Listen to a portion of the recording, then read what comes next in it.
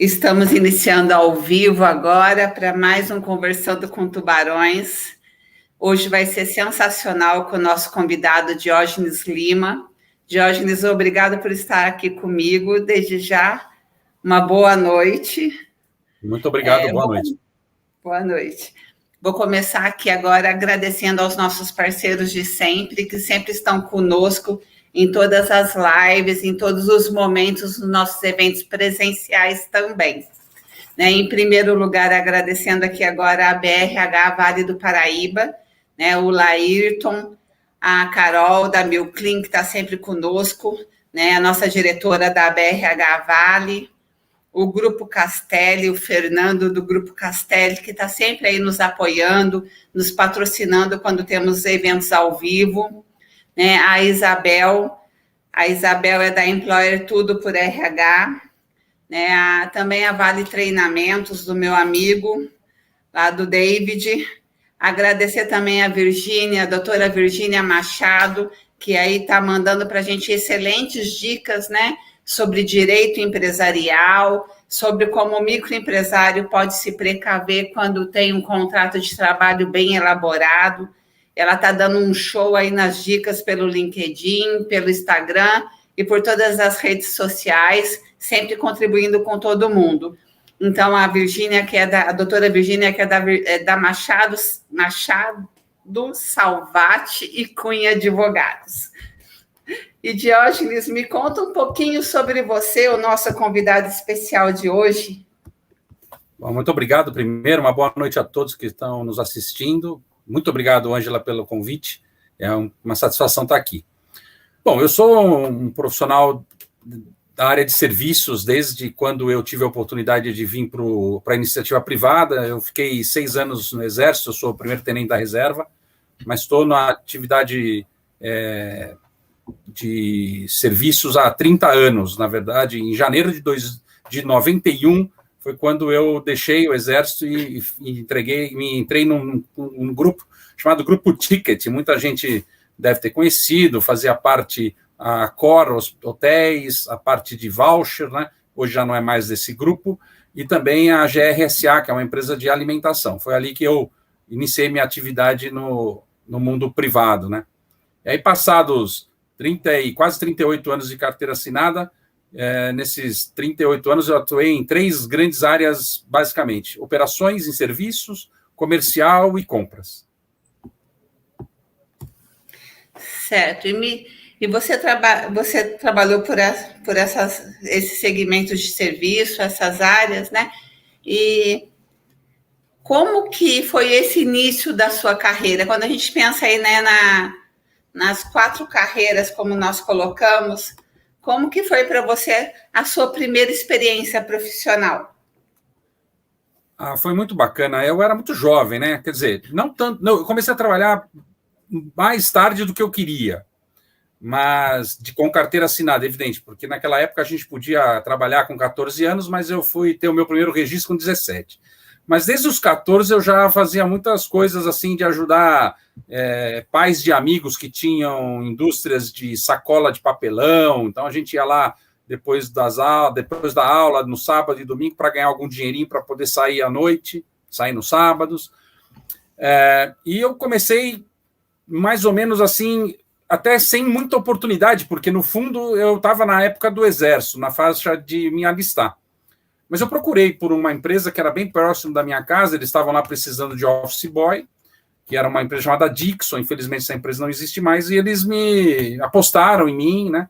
Eu tive condições de trabalhar lá por quase 1 ano e meio, e aí quando eu tive a oportunidade de ir para o Exército, eu prestei o serviço do CPUR aqui em São Paulo, que é o Centro de Preparação de Oficiais da Reserva, e tive a oportunidade de continuar e fiquei como aspirante. Segundo tenente, primeiro tenente foi quando eu saí. Então foi muito bacana, porque foi ali que eu conheci umas pessoas muito generosas em termos de não se preocuparam com essa questão de que eu iria me alistar e, consequentemente, poderia continuar lá no Exército. Eles foram muito, muito bacanas nisso. O Pedro era um jovem, era um dos donos, era um jovem, tinha uma visão muito futurista de tudo aquilo que acontecia ali em 93, né? 1983, faz muito tempo. e ele tinha uma visão muito bacana do que ele queria para a empresa dele, para o mundo, e depois de muito tempo eu encontrei, ele estava morando nos Estados Unidos por conta dessa visão bem avançada que ele tinha da área de serviços em postos de gasolina. Então foi muito bacana o meu início de carreira. E você acredita que começar cedo, né, na profissão, Diógenes, ajuda o profissional a se desenvolver? Ah, sem dúvida, né? Porque, independente de como você começa, porque a gente começa de baixo, isso faz parte, né? Uns, como no meu caso, começaram como office boy, outros começaram como contínuos, né? Que era aquela questão do que os bancos tinham muito, as pessoas internas, eram os office boys internos, né? Às vezes as pessoas começam hoje, por exemplo, como jovem aprendiz. Então, eu acho sim que quanto mais cedo você puder começar a trabalhar, mais oportunidade de conhecer o negócio, de conhecer as estruturas organizacionais, de como esse mundo como é que esse mundo é dinâmico, eu acho que te ajuda muito do que você só começar depois que termina a faculdade, por exemplo, né? Para aqueles que têm essa oportunidade. Eu acho que você já é um pouco mais maduro, mas, por outro lado, você conhece pouco do mundo corporativo. Então, quanto antes, na minha visão, o jovem puder ter a experiência, o contato com o trabalho, seja ele qual for, para mim faz muito sentido que ocorra.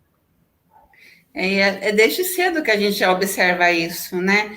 Eu, por exemplo, as questões de negociação, você acredita que com 7 anos de idade, na primeira série, Diógenes, eu passava por debaixo da roleta, aí eu trocava meu passe com o cobrador, ele me dava metade, né, do dinheirinho ali, eu descia um ponto mais cedo da escola e eu comprava uma rifa e eu nunca gostei de ganhar boneca nunca foi meu forte. Então, toda boneca que eu ganhava, eu rifava para as minhas amigas da escola. Provavelmente 10 centavos naquela época, né? Mas já era, assim, uma tendência de visão comercial, de negociação. Né? Muito bacana. Então, se a gente observa esses pontos na criança, né, a gente já começa a observar a aptidão dela. Sim. Aquilo que ela é boa, né? Eu vejo aqui em casa, tenho 2 filhas, uma de 20 e uma de 16. Ambas têm essa questão do tino comercial, mas a mais velha, que tem 20, que está fazendo 4 anos de direito, é a que tem mais essa veia comercial de vender doce, fazer bolo e tudo mais. Ela realmente aí teve um ano, não me lembro agora se foi 2018, que ela chegou a fazer R$4.000 de faturamento. É óbvio que é pouco, mas para quem estuda, faz faculdade e ainda faz bolo, era muito legal, né? Sim, é uma habilidade que a gente observa ser importante depois em qualquer profissão, né? Ter habilidade de venda, de negociar, né? A gente leva para todos os lados da carreira. Eu costumo dizer que o vendedor, evidente que existe o profissional de vendas, né? Aquela pessoa que se preparou para isso, mas nós todos, os seres humanos, nós temos que vender, nós estamos vendendo o tempo inteiro, nós estamos vendendo a nossa imagem, estamos vendendo o nosso produto ou o nosso trabalho, né? Não necessariamente você precisa ser o vendedor da empresa para se considerar um vendedor. Então, isso, quanto antes você tiver contato com essas situações, vai ser melhor para a carreira e para a vida dessa pessoa de modo geral. Sim, eu também estimulei bastante nos meus filhos, né? As habilidades de negociação, de vendas, de comunicação interpessoal, já desde a infância. Eu mesmo estimulava eles a fazerem, a venderem as coisas na escola, assim como você falou, acabou de falar da sua filha. Hoje a minha filha é uma engenheira, mas eu tenho certeza que ela convence qualquer um também. Tem que estruturar. É uma pena que a gente passou por algumas mudanças e algumas transformações, né? Que tudo bem, você hoje, jovem aprendiz, não é a mesma coisa do que a gente era registrado lá na época que a gente era jovem. Eu acho até que é uma situação mais segura para eles hoje, né? Eu só acho um absurdo ser jovem aprendiz até 21 anos de idade, eu acho muito tempo para você ser um jovem aprendiz, né? Mas, enfim, é a legislação, a gente atende, acata, eu sou um dos que mais gosto de ter essas pessoas por perto, por conta até do próprio Exército, né? Eu convivi muito com essa juventude, uma juventude que não era fácil, não por conta das rebeldias, mas eles não eram ali. Eu era um voluntário, né? Eles não, eles eram um serviço obrigatório, a grande maioria não queria estar ali no Exército. Então não era fácil, primeiro convencê-lo de que ele estava num lugar bom e correto, e depois fazer com que ele fizesse as coisas como se deve, né? E eu nunca fui de um profissional que olhava pelo lado negativo, né? A motivação negativa. Se você não fizer, eu vou te punir. Eu sempre usei a motivação positiva.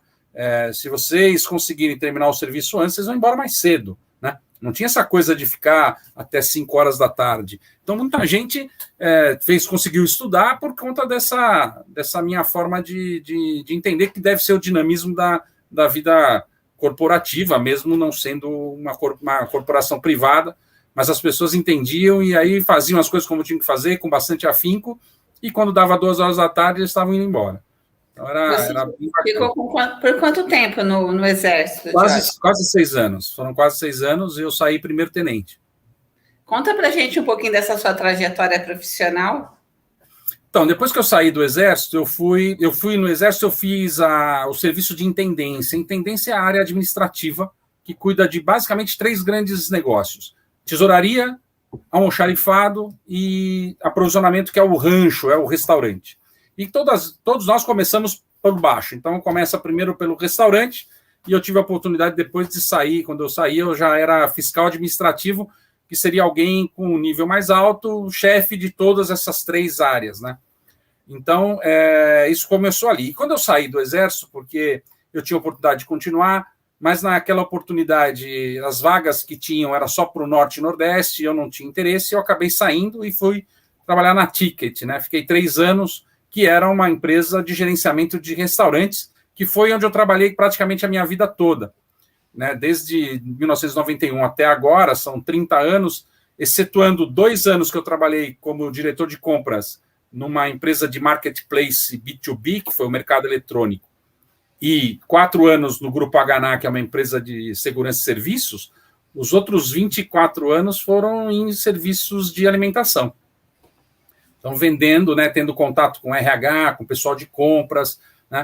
Então, foi uma trajetória. Eu tive a oportunidade de ser diretor numa grande multinacional, que foi a Sodexo. Fiquei 13 anos na Sodexo.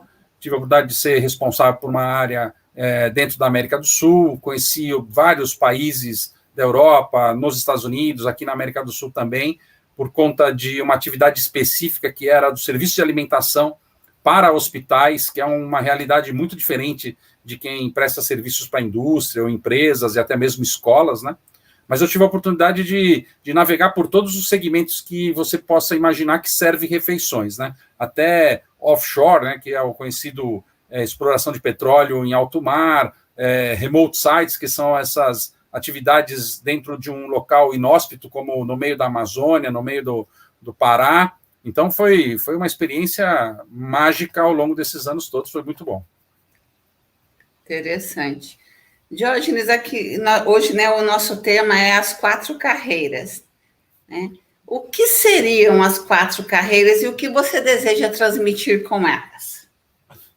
O que acontece é que a gente vai ficando mais maduro, a gente percebe que existe uma linha do tempo natural, inclusive, para que você possa evoluir nas carreiras que elas te proporcionam.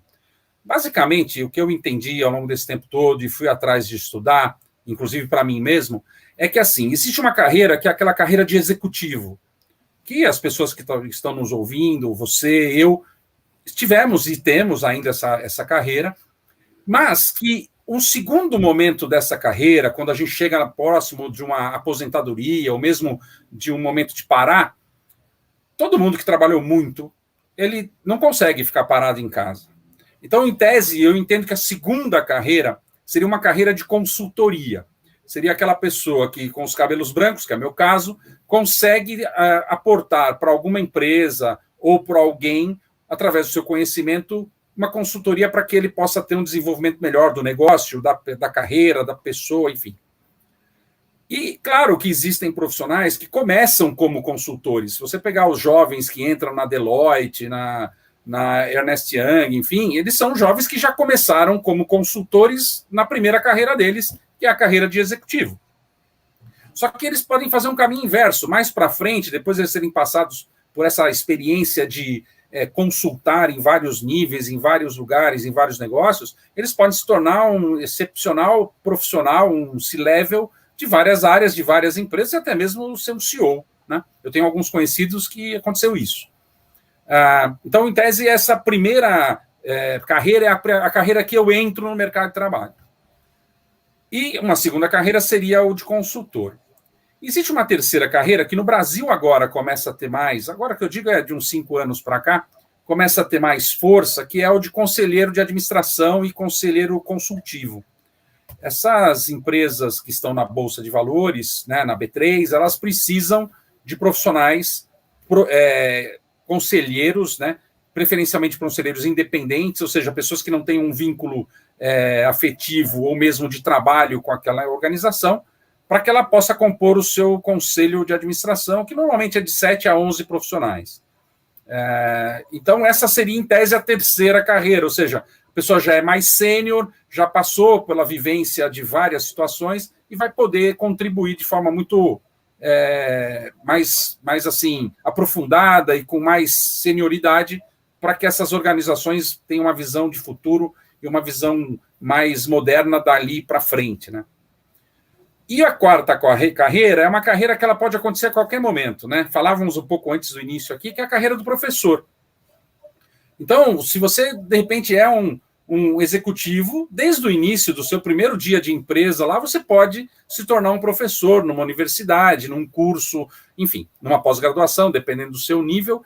E então, eu identifico no mercado, e sem uma necessidade de empilhar as coisas, mas se a gente olhasse em termos de tempo e de vivência, seria a primeira carreira, a carreira de executivo ou de consultor, dependendo por onde você entra no mercado. Depois você tem a segunda carreira, que é de consultor ou de executivo, conforme é o caso. Depois conselheiro, né? E ao mesmo tempo, ou depois, como for, você pode ser um professor. Então, eu entendo que existem essas 4 carreiras assim muito bem definidas. É claro que dentro da área do executivo, por exemplo, você tem aquelas carreiras em Y, né? Você tem uma carreira muito técnica específica, que é uma pessoa que quase trabalha muito sozinho ali, né? Um cientista, um pesquisador. E você tem o gerente, que é o gestor de uma área, que tem inúmeros profissionais abaixo dele, que ele é responsável pela gestão desse equipe e pela gestão dos seus processos na empresa.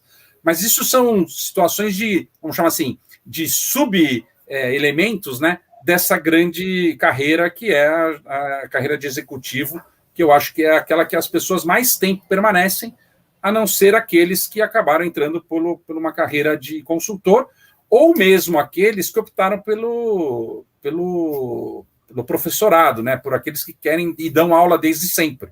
Né, que tem alguns conhecidos, alguns amigos meus que, inclusive, serviram o exército comigo, que, inclusive, um é aí de Londrina, nós falávamos também antes, que ele, desde quando saiu do exército, ele optou em ser professor, ele é professor de física, e está lá numa das universidades que tem, eu não lembro agora qual, mas não é a Unopar, é uma universidade federal, que é próximo, e ele acaba tendo uma satisfação enorme de ter feito isso, porque é muito bacana o legado que você deixa, né? Isso é muito, muito bacana. Mas, recentemente, até tomo a liberdade de apresentar aqui, se você me permitir, eu tive um contato com uma pessoa que é um jovem super inteligente, né? Que é o Joseph Tepperman. Ele escreveu esse livro aqui, Anticarreira. Né? Por quê? E eu concordo muito com o que ele diz. O anticarreira é aquela pessoa que não necessariamente está e se fixa unicamente num único lugar e numa única empresa. Então, ele faz uma analogia muito legal, que é como aquele pente, que hoje os homens já não usam mais, né? Aquele pente que os nossos pais usavam no bolso, tal, que aquela parte horizontal é a carreira principal. Então, vamos exemplificar aqui, o Diógenes é diretor comercial e de marketing da Novità Alimentação. Então, essa aqui é a minha carreira principal, é onde eu tiro o meu minha maior renda de salário e tal, e minha maior remuneração. Mas existem os dentes, que são aquilo que ele chama de uma carreira, entre aspas, secundária, que você pode ser. Então, eu fui professor durante muito tempo, hoje eu não sou mais, mas eu fui professor, eu sou mentor. Então, tudo isso que você vai fazendo adicionado à sua carreira principal seriam esses dentes, né? Então, no fundo, você não é um carreirista, no sentido até negativo da palavra, de falar, não, eu quero almejar o topo lá da pirâmide da empresa que eu trabalho. Não, você é uma pessoa que está desconectada disso, você quer ter um propósito de levar conhecimento, de fazer com que as pessoas tenham contato com as coisas que você conhece ou conheceu, então você não necessariamente vai ser um CEO, o que não tem nada de errado.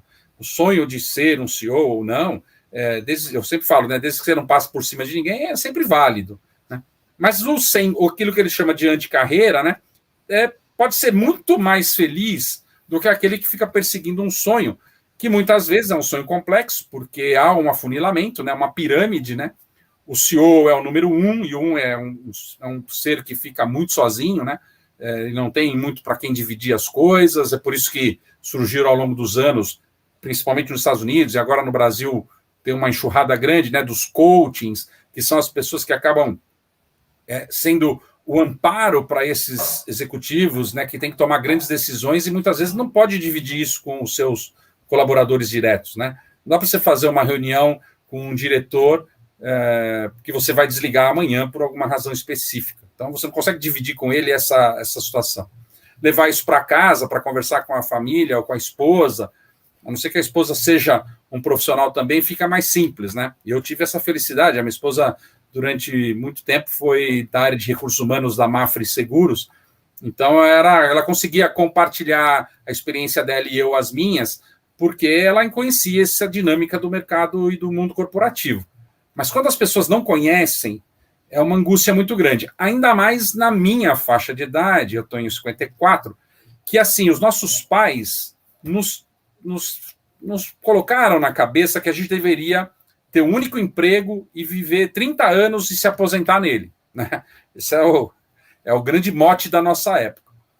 Hoje, isso já não existe, né? Eu tenho um sobrinho que acabou faz 6 meses que ele estava numa grande empresa e a semana passada eu soube que ele mudou, né, para uma outra grande empresa. Quer dizer, nem as empresas mais se incomodam se você ficou apenas 6 meses num outro lugar e nem os jovens se incomodam de ter ficado apenas 6 meses. Eu lembro que quando a gente ficava 6 meses em algum lugar, a gente era tido como incompetente, né? Era assim, por que eu vou dizer lá na entrevista de trabalho? O que vão pensar de mim, né? Se eu estou saindo de uma empresa com tão pouco tempo de trabalho lá. Isso mudou tudo, quebrou completamente esse paradigma, felizmente, porque uma coisa não tem nenhuma relação com a outra. Né? E eu falo que eu tive muita oportunidade de ficar 13 anos nessa mesma empresa, porque durante os 13 anos eu atuei em 3 áreas completamente diferentes dentro da empresa. Talvez, e eu sou muito inquieto com essas coisas, talvez se eu tivesse ficado num único lugar, eu não tinha ficado tanto tempo. Porque, primeiro, eu nunca me acomodei com essa questão da aposentadoria, do salário, porque se fosse assim eu ficava no Exército. Hoje, por exemplo, com 54 anos, eu seria tenente-coronel, coronel da reserva, com um salário que eu jamais vou ganhar estando, né, aposentado pelo INSS. Então, não foi isso que eu busquei. Eu busquei como eu contribuo com as pessoas, como eu contribuo com as empresas, como eu contribuo com quem convive comigo. Não que no Exército eu não conseguiria fazer isso, mas era de uma outra maneira. Então, eu optei em sair. Então, eu sempre fui muito dinâmico e tal. Tanto que dava aula e fazia outras coisas sem prejudicar o trabalho principal ao longo desses anos todos, né? E foi sempre bom, fui muito feliz e estou sendo muito feliz com isso. Diógenes, dentro dessa sua carreira toda, né, esse seu dinamismo, quais as competências que você acredita ter que contribuíram para o sucesso desse seu investimento na sua carreira? Olha, apesar de hoje todo mundo falar muito dos soft skill, né? Você tem que ter um conhecimento específico. Não dá para ser apenas generalista. Você tem que ter um conhecimento específico de uma determinada atividade, né? Que é normalmente quando você acaba escolhendo, apesar de muito jovem, você acaba escolhendo a sua carreira lá na universidade, na faculdade.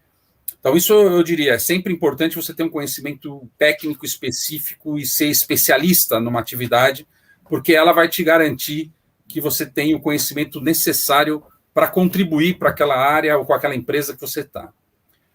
Porém, uma outra muito importante habilidade ou característica são as questões do soft skill. Eu acho que a principal delas no mundo moderno, isso já de uns 10 anos para cá, é a capacidade de se relacionar com os outros. Então, a questão do networking não é uma... Hoje já é uma ciência estudada, tem profissionais maravilhosos que são responsáveis por formações de gente mais maravilhosas ainda. Eu conheço um deles, e essas pessoas, elas acabam sendo muito mais capazes de desenvolver a sua tecnicidade através daquilo que é o relacionamento. Nós mesmos, né? Nós nos conhecemos há pouco tempo, acho que não tem 2 meses, foi através de um contato com o Jorge Luiz, da Solides, né? E ele nos colocou em contato lá naquele networking 4x4, e a gente, se nós não fôssemos como somos, nós não estaríamos aqui agora conversando. Muito provavelmente a gente não trocaria mais nenhum e-mail, nenhum contato, e as coisas iriam esfriar. E isso é ruim, porque na carreira você vai precisar de outras pessoas. Não só dentro da sua empresa, que você precisa trabalhar com um time de pessoas que são diversas, tal, mas de modo geral, você precisa sempre de alguém, ou por um aconselhamento, ou mesmo por uma questão de negócio, né? E quando você faz um network apenas quando você precisa, isso é possível de fazer, mas ele é meio deselegante, ele parece ser um oportunismo, né? Aquela pessoa que só vem a mim o vosso reino, mas não faz nada pelo negócio, né? Existe um livro do Cialdini, Robert Cialdini, que é O Poder da Persuasão. Então, ele muito claro, ele diz assim, dê primeiro, porque depois você vai ter a oportunidade de poder cobrar, inclusive. Não estamos aqui nem falando da questão religiosa, né? Dê sem querer de volta. Não estamos aqui falando, nós estamos falando, eu vou dar, mas eu vou querer de volta. E como você deu primeiro, a chance de você poder cobrar, entre aspas, aquilo de volta é maior. Agora, quando você nunca deu nada e você precisa daquela pessoa, a pessoa nem entende direito que você está ligando para ela, talvez nem saiba direito quem é você, porque você não fez nenhum tipo de acompanhamento dessa relação, né? Eu costumo dizer que relação pessoal e profissional é como cuidar de uma planta, é uma coisa de jardineiro, tem que todo dia regar, tem que tirar da chuva, pôr no sol, tirar do sol, é complexo. Aqui, com todo respeito aos engenheiros, construir um prédio é mole. Se você fizer os cálculos certos, tal, você põe o prédio de pé. Agora, cuidar de uma flor, de uma planta, é muito complexo, porque não basta plantar e deixar lá e um belo dia, você acorda e vai ver como está. Provavelmente você pode ter muita surpresa negativa. E na relação profissional e pessoal é a mesma coisa. Então você precisa ter um cuidado muito grande com isso, né? E senão essa relação ela simplesmente não acontece ou ela vai perder aquilo que é a finalidade dela, que é da ajuda mútua e tudo mais. Então eu deixaria muito claro isso. Não deixe para fazer network quando você precisa. Faça networking todo instante, não necessariamente com o objetivo de poder cobrar no futuro, mas que você será atendido, seguramente você será. Isso é natural, inclusive. Se você está falando, eu estou lembrando de um artigo que eu escrevi aqui no LinkedIn, que se chama O Senhor Insubstituível. Que eu falo justamente das pessoas que só fazem network quando precisam. Isso é triste, né? Eu vejo isso muito. E claro que, às vezes, é a vida que te força a isso. Existem pessoas que têm essa característica, eu diria que eu até tenho uma força interna que me move para isso, mas na minha profissão também me exigiu fazer. Eu lembro que, quando eu saí da área comercial e fui para a área de compras dentro da mesma empresa, e eu cheguei na área de compras e eu falei assim, bom, primeira coisa que a gente vai tirar é que a gente não atende fornecedor só de terça-feira depois do almoço. A gente atende o fornecedor quando ele precisar.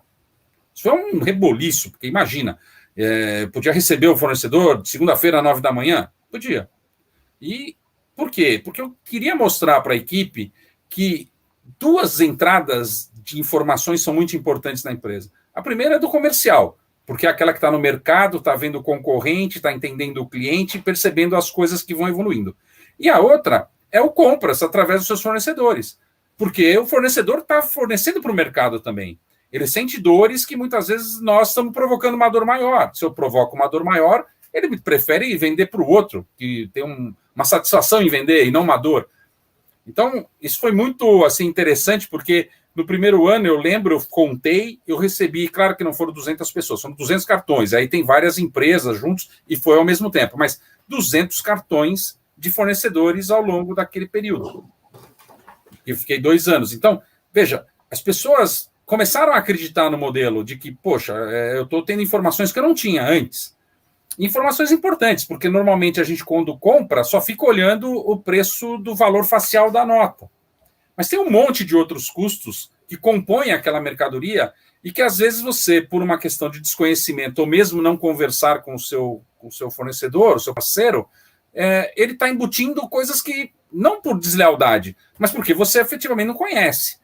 Então, eu lembro de um caso muito interessante que eu me juntei com um fornecedor e falou: Diógenes, vocês, eu não entendo por que vocês compram caminhões, né, truque, toco, que são caminhões menores. Vocês têm volume para comprar carreta. Então, compra carreta toda semana e não um truque a cada semana. Porque o custo de logística vai ser diluído e você vai ter um custo total menor. Quer dizer, veja, se a gente não conversa com o fornecedor, ele não poderia abrir essa informação, talvez. Ou talvez já tivesse tido a oportunidade de abrir, mas nunca foi recebido, né? E uma das coisas que eu coloco nos meus cursos de compras é: o fornecedor percebe em você a abertura de portas da sua empresa ou ele precisa sempre subir na estrutura? Ele precisa ir jogar golfe com o presidente para poder, na segunda-feira, o presidente dizer para você atendê-lo. Então, atende antes que o presidente te chame, né? Porque aí você vai dizer: não, já estou atendendo ele faz, inclusive, 10 dias. O presidente vai falar: poxa, esse meu diretor de compras, esse meu comprador é uma pessoa atualizada, uma pessoa que está buscando algo melhor para a nossa companhia, né? Porque quando vem top-down, você tem que fazer, e muitas vezes você acaba fazendo para poder ficar bem com o chefe, nem sempre um bom negócio para a tua empresa. Lamentavelmente, assim às vezes funciona. E há empresas também que o seu fornecedor é interno, né? Não é externo. Mas, claro, bom. Resumindo, a pessoa precisa do diálogo, né? Dialogar sempre, ouvir, né? Mas e também fazer o network, né? O network seria você oferecer muito mais do que receber, né? Ter um equilíbrio de ganha-ganha, claro. No fundo, quando você... Tem uma frase que eu gosto muito, quando você faz o bem, o universo conspira a seu favor. E fazer o bem não necessariamente é caridade só, né? Isso é óbvio que é um bem, mas eu digo, fazer o bem é muitas vezes ajudar o teu colega de trabalho no momento que ele está com uma certa dificuldade naquilo que ele faz. E se você conhece, você se aproximar dele e falar: você está precisando de ajuda? Posso te contribuir de alguma forma? Né? Hoje mesmo foi um caso, por coincidência, foi um caso, mandaram lá que eu tenho alguns clientes nossos que estão em atraso de pagamento, nada absurdo, uma coisa normal, mas foi a primeira vez que eu recebi esse relatório. E aí eu perguntei para a gerente financeira, falei: tem alguma coisa que você quer que eu faça? E me diga para quem, porque aqui tem uma lista, eu preciso, né? Ela falou: não, eu só queria que você soubesse. Quer dizer, por quê? Porque a área comercial é uma área que tem uma certa penetração mais suave, né? Não vai entrar com os 4 pés, vai tentar entender o motivo daquele atraso, pode até abonar os juros, essas coisas são normais, né, entre relações comerciais, mas o comercial tem esse traquejo mais fácil, tem um relacionamento muito mais do dia a dia com o cliente, então fica mais fácil de você conseguir alcançar o objetivo. Então foi nesse sentido, de, olha, como é que eu posso te ajudar? E eu vejo que muitas vezes as pessoas estão vendo que você precisa de ajuda, mas absolutamente elas não se colocam à disposição. E até outro dia teve um post no LinkedIn muito legal, que inclusive foi de uma pessoa que fez o IBGC comigo, né, o Instituto Brasileiro de Governança Corporativa, que ela disse: poxa, eu estava olhando aqui a minha vida, cara, eu estou gastando 30% do meu tempo para ajudar os outros. Mas quando eu preciso, não tem ninguém para me ajudar. Então, veja que, assim, eu até disse para ela: mas você não vai mudar, porque nós somos assim, né? Então não adianta você ficar triste, chateado, porque é assim que somos, nós vamos ajudar os outros, não importa, né? E muitas vezes nós não vamos ser ajudados, né? Mesmo pedindo ajuda, às vezes, né? Porque as pessoas vão simplesmente dizer, hoje eu não tenho o que fazer, hoje eu tenho um compromisso, amanhã eu tenho outro, depois eu tenho outro. Me liga o ano que vem, que aí quem sabe, né? O ano que vem a gente volta a conversar. Mas aí o ano que vem já foi. E não é pedir dinheiro, né? É óbvio, né? Não estamos falando aqui de dinheiro, né? Porque ninguém quer dar dinheiro para ninguém, mas às vezes é uma conversa, às vezes é uma opinião, é um aconselhamento ali, que pode ou não ser cobrado, isso é uma outra questão, mas que efetivamente poderia fazer a diferença na vida daquela pessoa naquele momento. E se as pessoas entendessem que tornar o outro único, né, mesmo que fosse por um momento, abre tantas portas, gera tanta gratidão, todo mundo tentaria tornar pelo menos uma pessoa única por dia. Escutar um pouco mais, conversar um pouco mais, tratar as pessoas com educação, com respeito, né? Ajudar quando precisa, né? Entender, ouvir, né? Ouvir em essência, né? Eu tenho essa habilidade, assim, a minha habilidade... Né? Ouvir, né? É diferente. Eu tenho essa habilidade, Diógenes, que se você me encontrar daqui 5 anos e conversar comigo, eu lembro que nós conversamos. Né? Eu sou um CRM ambulante. Eu tenho memória fotográfica, então isso ajuda muito, porque eu conecto as coisas e vou lembrar de coisas que a gente conversou. De verdade. Eu tenho uma dificuldade, não agora, porque é o one-to-one, mas quando eu era professor, eu fui professor de salas com 100 alunos, imagina. As pessoas encontravam, às vezes, você no shopping, no supermercado, oi, professor, né? E você falava, poxa, cara, qual é o nome dessa pessoa, né? E, oi, professor, você não sabe se é professor de hoje, se você foi professor há 1 ano, porque as pessoas também não está escrito a data, né, no rosto delas, né? E como você é único, você está lá de pé na frente, é mais fácil as pessoas lembrarem de você do que você lembrar dos 100 alunos, né? É muito complexo isso. Mas eu sou muito memória fotográfica, então eu vou conectando as coisas e, poxa, lembro, foi em tal lugar, tal, eu consigo fazer essa sequência. Eu tenho a habilidade de decorar currículos, né? Memória fotográfica para currículos. Isso é bom, interessante. Mas é uma área que você trabalha, é uma área que você atua de uma forma bem assim, constante, né? Sim, sim. Eu estou até vendo aqui nos posts as pessoas comentando. Teve alguém que colocou aqui que há 16 anos atrás eu consegui ajudá-la a ter o primeiro emprego registrado. Olha que legal. E tem vários aqui falando com você também. Isso, Ângela, é uma coisa incrível, sabe por quê? Eu não sou bom de nomes, tá? Mas tem depois eu posso até postar aí para você, e você distribui para as pessoas, mas tem um americano que disse o seguinte: você não sabe a força que tem um professor, até onde vai o impacto dele. E é interessante, porque quando eu escrevi meu primeiro livro, um livro de planejamento orçamentário, eu me inspirei num professor que dava aula de matemática financeira, planejamento tributário, planejamento orçamentário, planejamento estratégico, era um professor Japir. E quando eu depois que eu saí da faculdade, eu escrevi esse livro e eu voltei lá, eu não tenho uma dedicatória específica no livro, mas eu voltei lá para dizer para ele, olha, eu fiz esse livro por conta das aulas que eu tive com você e tá aqui, eu gostaria que você recebesse. Esse homem começou a chorar de tal maneira que eu fiquei assim constrangido, eu não sabia se eu estava fazendo bem ou estava fazendo mal, né? E depois ele falou assim, Diógenes, são raros os que voltam. São raros os que voltam. E você não faz isso para as pessoas voltarem. Então você imagina que passou por você centenas de alunos, né? E muitos não voltam. Então você não sabe nem o que aconteceu, o que deixou de acontecer, como foi essa experiência, no que ele se tornou, né? Para você até poder se sentir um pouco mais assim aliviado de que você fez as coisas certas. Que é diferente, os filhos a gente acompanha sempre. Então você sabe, errei ou acertei, isso é fato. Mas com o aluno é quase impossível, né? Então é bacana ter esses reconhecimentos aí, é fora de série, parabéns. É muito gostoso. Eu, enquanto professora, né? A minha filha, de vez em quando, pelas fábricas que ela já trabalhou, alguém para ela e pergunta, você é filha da professora Ângela? Ela foi minha professora, ela me ajudou em tal coisa. ela fica toda feliz, ela chega em casa contando, né? É uma sensação muito boa. Eu tenho uma aluna também que ela está no RH da Gestamp, né? E é um orgulho para o professor também ver quando a gente consegue acompanhar, né? Ver o quanto que esse aluno se desenvolveu.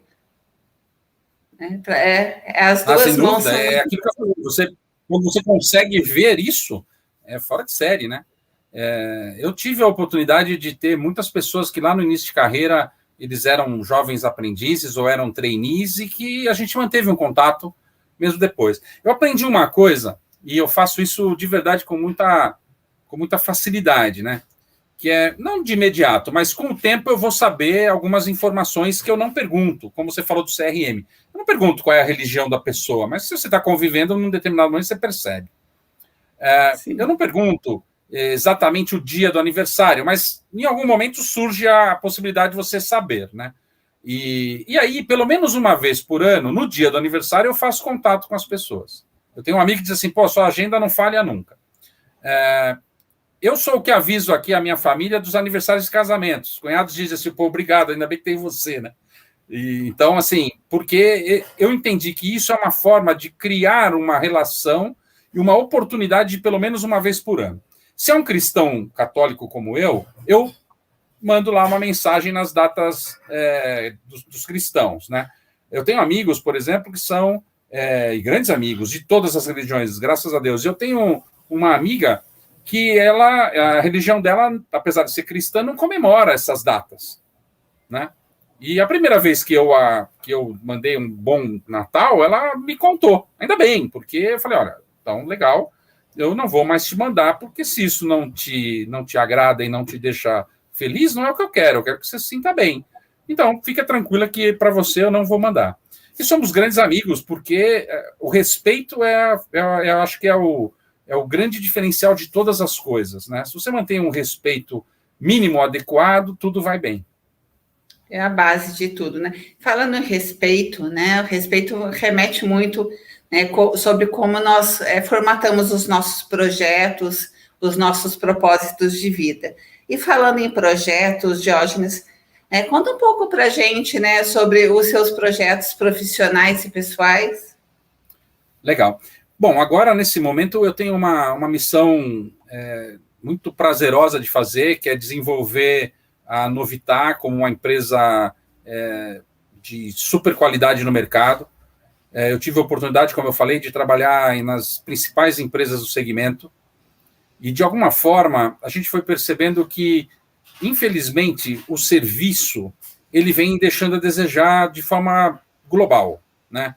Apesar de toda essa questão de falar da jornada do cliente, da experiência do cliente, mas são poucas as empresas que realmente se preocupam de forma muito robusta sobre essa questão. E eu tomei esse desafio de tornar a Novitar uma empresa que cresce, que tem um crescimento saudável, sustentável, que cresça com esse objetivo de não perder essa essência do atendimento do serviço, porque é a coisa mais importante, porque em termos de serviço, o produto que você faz, no meu caso a alimentação, é muito parecido, todo mundo praticamente faz o arroz do mesmo jeito que a gente faz. A diferença é como você entrega esse arroz, né? É a temperatura que ele é servido, se ele é servido do jeito que o cliente gosta, se ele está naquela situação de consistência, que é a consistência que a maioria gosta.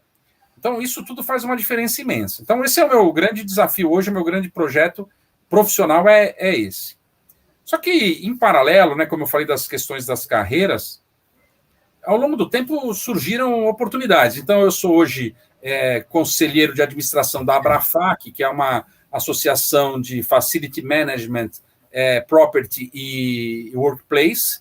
É uma associação que reúne os principais, tanto empresas como os profissionais dessa área de facility, né? Eu sou conselheiro de uma universidade chamada Live University, que é o Ibramerc, né? Que é responsável por marketing, vendas e inteligência de mercado.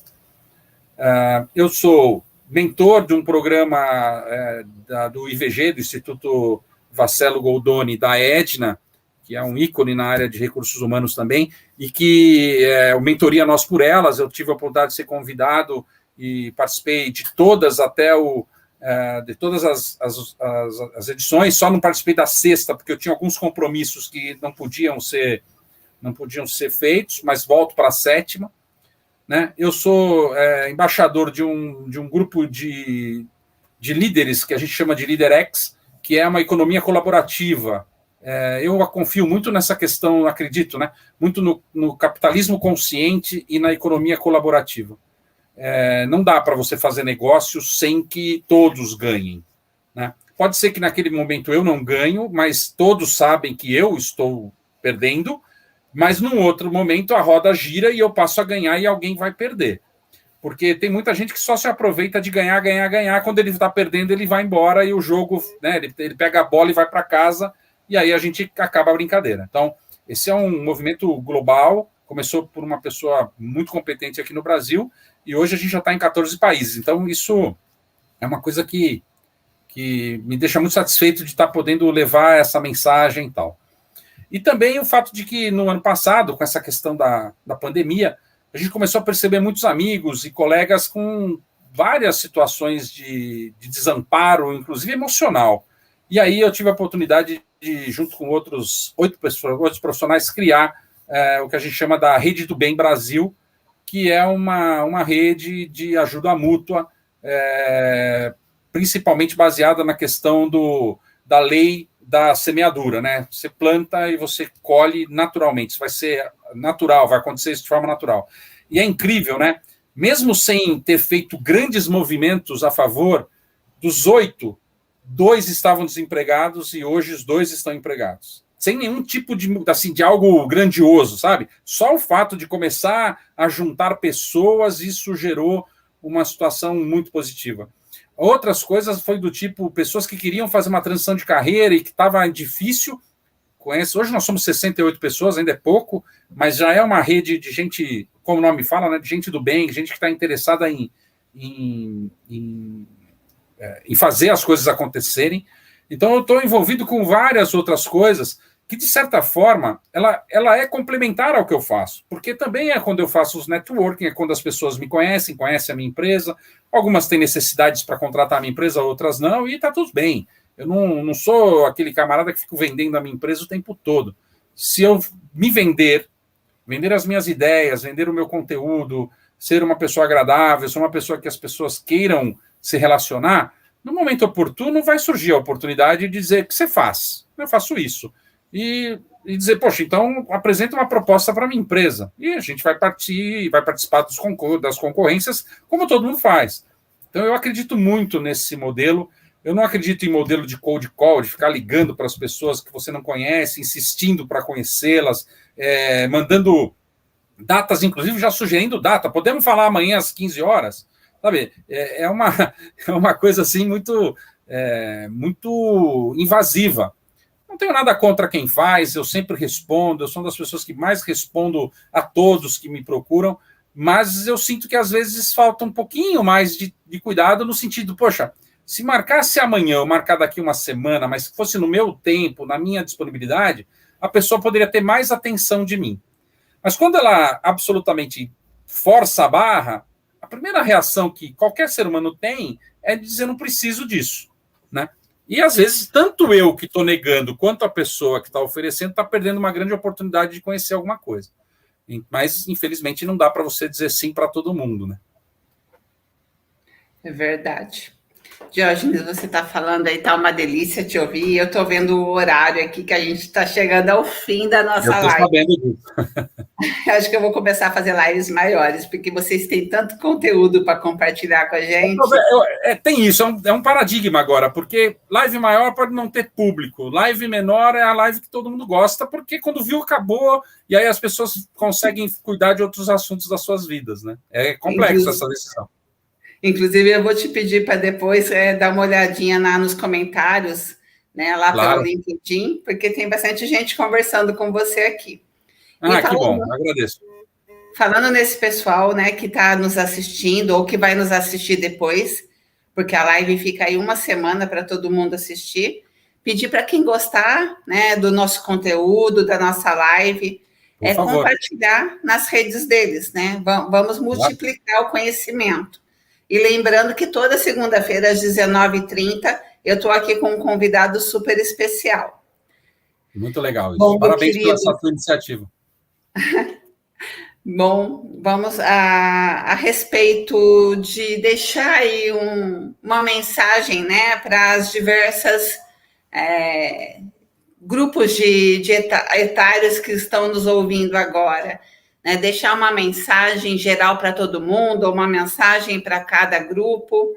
Falando em grupo etário, eu só queria complementar que no sábado à noite, né? Na sexta-feira à noite, eu estava chegando lá em Londrina, e aí eu vi uma mensagem de uma cliente e amiga minha, que já se tornou uma amiga, falando que precisava falar muito comigo. Aí eu pedi que ela me ligasse, né? Eu já fiquei super preocupada, era mais de 8 horas da noite, e ela me ligou para me falar. Ela é da geração Ageless, né?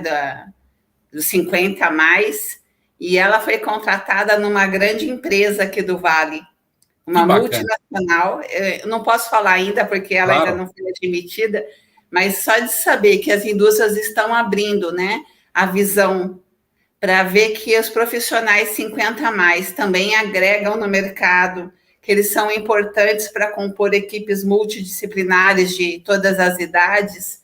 Isso é sensacional. Eu ganhei meu final de semana. Eu acho que esse é o ponto. Bom, obrigado. Essa pergunta é uma pergunta bastante interessante. Eu vou ser breve, mas o que eu diria primeiro, né? Acreditem no Brasil. Eu sou um entusiasta desse país aqui. A gente vive muitos problemas, vivemos e estamos ainda vivendo, mas é um país que tem tudo, muito para dar certo. Então, acreditem no Brasil. Isso é o primeiro ponto. Para os jovens, busquem sempre se espelhar em alguém que faça a diferença, né? E, normalmente, essas pessoas que fazem a diferença pode ser um colega teu e pode ser alguém mais velho, né? Pode ser alguém mais velho. Não necessariamente ser o seu pai, porque, de verdade, o jovem só vai entender que o pai só quer as coisas boas para ele quando ele for pai. E é lamentável, isso é uma regra, aconteceu comigo e acontece com a imensa maioria das pessoas. Depois nos tornamos muito amigos e hoje eu sinto falta de não tê-lo aqui. Para aqueles que são 50 a mais, como é o meu caso, ou que estejam no momento de transição, acredite nos seus valores e na sua experiência. De verdade, em algum momento, as pessoas vão começar a dar mais atenção a isso. Pode demorar um pouco ainda, porque o mercado de trabalho tem algumas visões muito de curto prazo, muitas vezes, e o sênior, ele pode ter uma lentidão para alguns aspectos, mas ele tem uma assertividade que, lamentavelmente, o jovem não tem. E eu falo isso porque eu já fui jovem, eu não tenho 54, não nasci com 54 anos. E eu sei o quanto eu errei por conta da juventude, por conta da ansiedade, por conta daquela coisa do querer fazer, e muitas vezes até sem todas as ferramentas possíveis para fazer. Evidente que o saldo é positivo, senão eu não teria tido sucesso, né? Eu sou C-Level desde 98, já vão aí para 23 anos, então não seria diretor de empresas 23 anos se eu não tivesse tido sucesso. Mas eu também tive fracassos, eu também tive coisas que me deixaram muito chateado e que deixou outras pessoas chateadas, inclusive os meus chefes.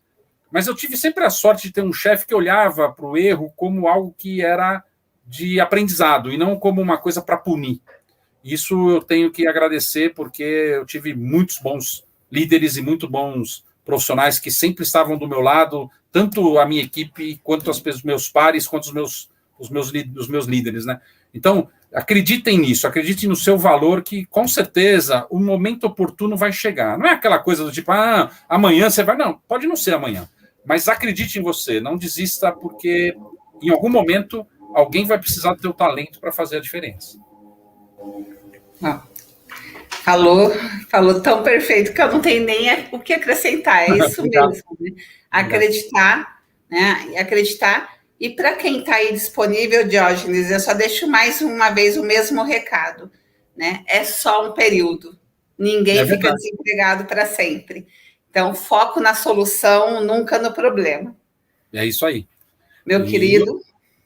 Olha, muito obrigado mais uma vez pela oportunidade. Agradecer. Quero agradecer a todos que estão nos assistindo, a você pela generosidade do convite. Espero ter podido contribuir de alguma forma nessa segunda-feira fria, aqui pelo menos em São Paulo. E estou à disposição para aqueles que quiserem me conectar no LinkedIn, é a única rede social que eu atuo, mas vou dar todas as respostas lá que eu puder, para um papo. Na hora que tiver uma oportunidade de um café, a gente vai se encontrar com certeza. Vamos sim. E até a próxima, então. Vou te chamar de Até. novo, porque tem muito conteúdo. Eu te agradeço. Obrigado, foi um prazer falar para você e para os teus ouvintes. Eu que agradeço. Tchau, tchau. Um abraço. Uma boa noite, pessoal. Até mais.